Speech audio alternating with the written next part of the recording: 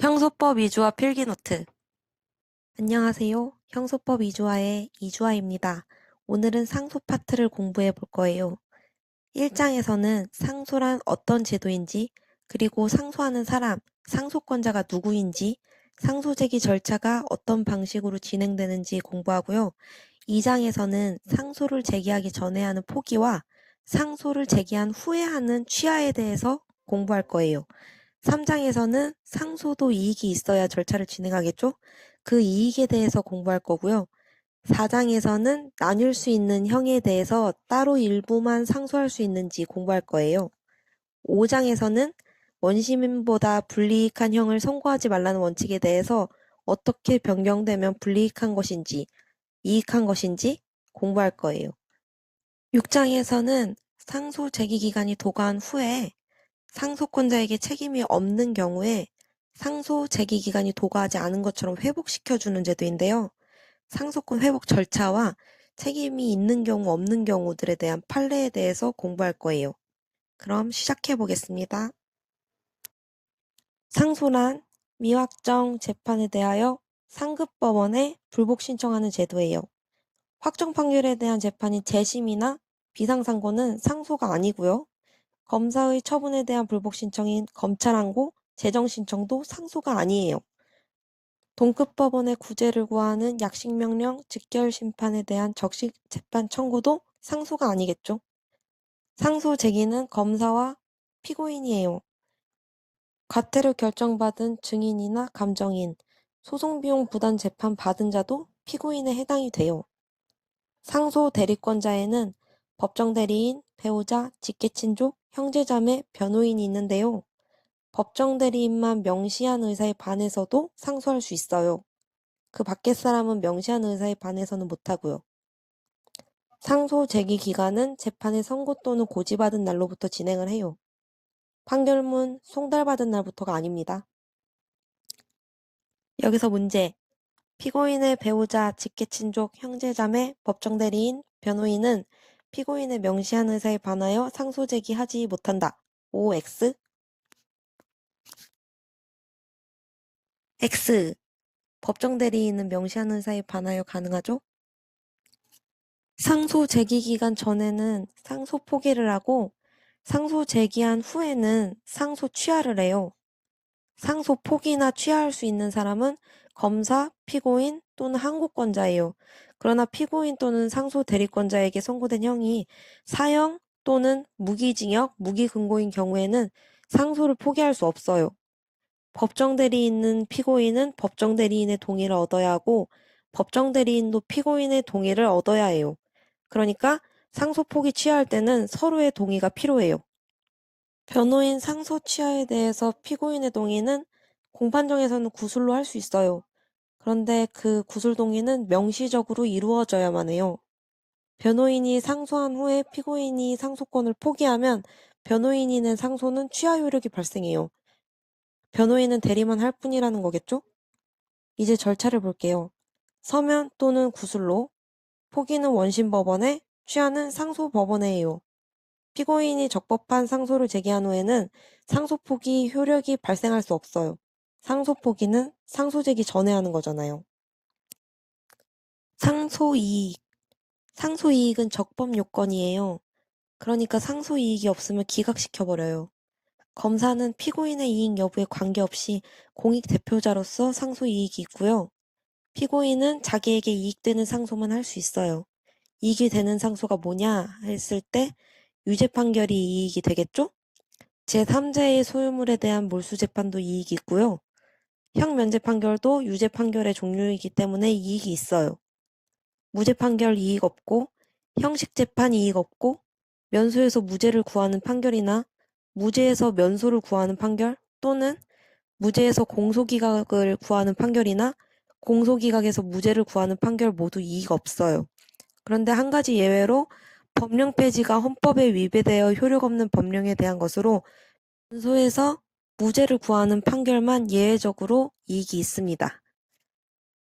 벌금의 실형에서 징역형의 집행유예를 구하는 판결은 상속이익이 없다고 판결했고요.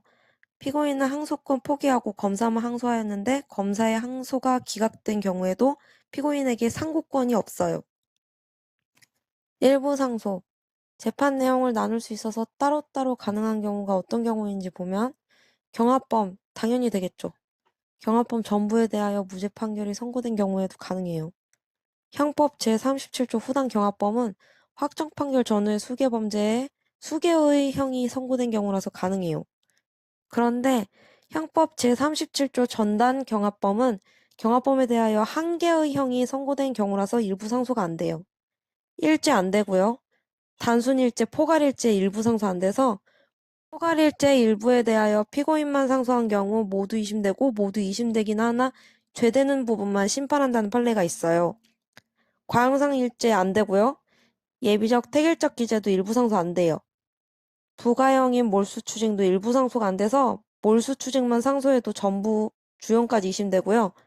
집행유예 일부 상소 안 되고 환영처분, 미결구금 일수산입, 압수물 환부, 소송비용 부담 재판 모두 일부 상소 안 됩니다.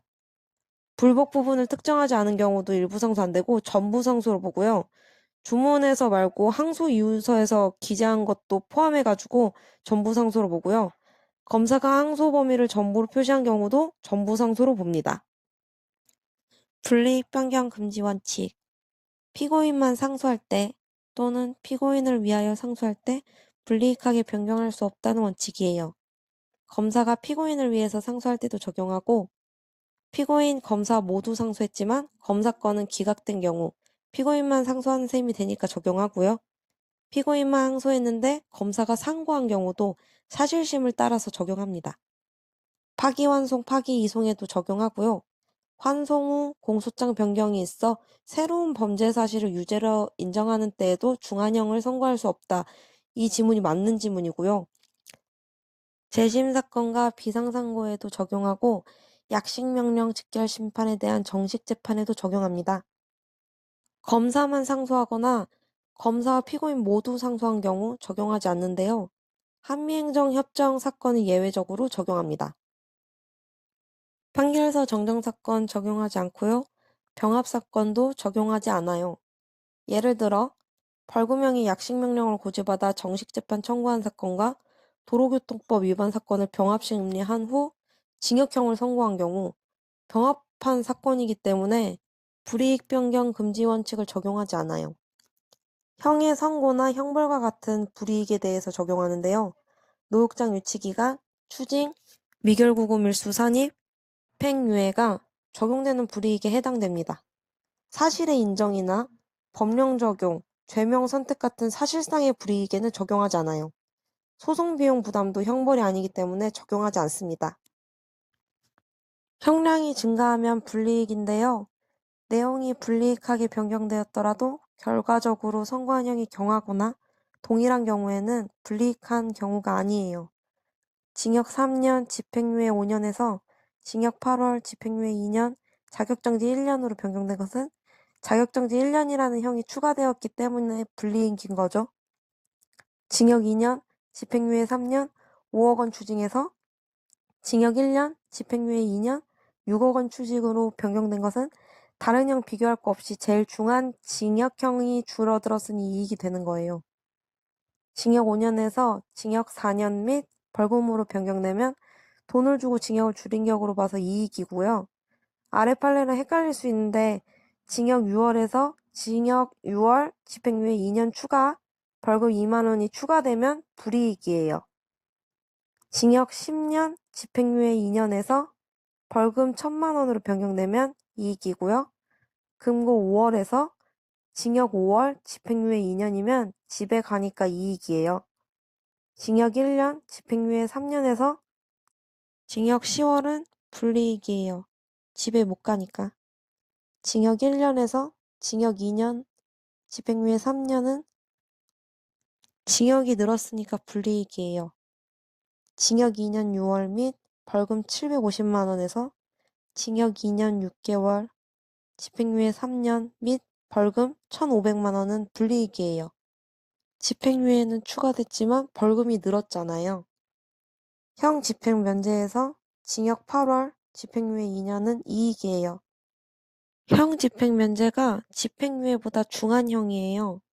징역 6월 선고유예에서 벌금 2천만 원으로 변경된 거는 불이익이에요. 선고유예보다 벌금이 더 중한 형이에요. 징역 2년 6월 벌금 1,500만 원 선고유예에서 징역 2년 6월에 집행유예 4년 추가 벌금 1,000만 원은 이익이에요. 벌금형의 선고유예가 실형으로 변경됐어도 집에 가잖아요. 벌금 150만 원 약식명령에 다른 사건 병합심리에서 벌금 900만 원을 선고한 판결에서 일부 무죄, 일부 유죄에 벌금 300만 원을 선고한 경우 벌금보다 유죄가 중하기 때문에 불이익하고요. 벌금형에서 벌금형의 환영유치 기간보다 긴 구류형은 벌금형에서 구류형으로 감형된 거기 때문에 이익입니다. 징역 8월 집행유예 2년에서 징역 8월 집행유예 2년 및 압수물 몰수는 형이 추가된 거기 때문에 불이익이고 추징에서 몰수는 동일하게 보기 때문에 이익입니다. 상속권 회복은 상소 제기 기간이 경과한 후에 상속권자 또는 대리인이 책임질 수 없는 사유로 인하여 상소 제기 기간 내에 상소를 하지 못한 때 법원의 결정에 의하여 소멸한 상속권을 회복시켜주는 제도인데요. 상소 제기 기간이 경과한 후에 가능해서 오답으로 상소 기간이 경과하기 전, 상소 제기 기간 상당한 기간 내 이렇게 오답으로 자주 출제됩니다. 책임질 수 없는 사유가 소멸한 날로부터 상소 제기 기간의 상당한 기간 내에 원심법원으로 제출하는데요. 항소법은 아니고요. 원인된 사유를 소명하여 서면으로 청구해야 하고요. 상속권 회복 청구와 동시에 상소를 제기해야 해요. 즉시 항고 가능하고요. 집행을 정지하는 결정을 할 수 있어요. 하여야 한다 아니지요? 상속권 회복 청구 인용 결정이 확정되면 재판 후 확정력이 배제돼서 미확정 상태로 돌아가게 됩니다. 책임질 수 없는 사유로 상속권 회복 청구를 할 수 있는 판례로는 공시송달 방법, 피고인이 주거를 틀리게 기재했어도 틀린 번지로 발송하여 송달 불능, 위법한 공시송달, 교도소장이 송달받고 기간 경과한 경우가 있어요.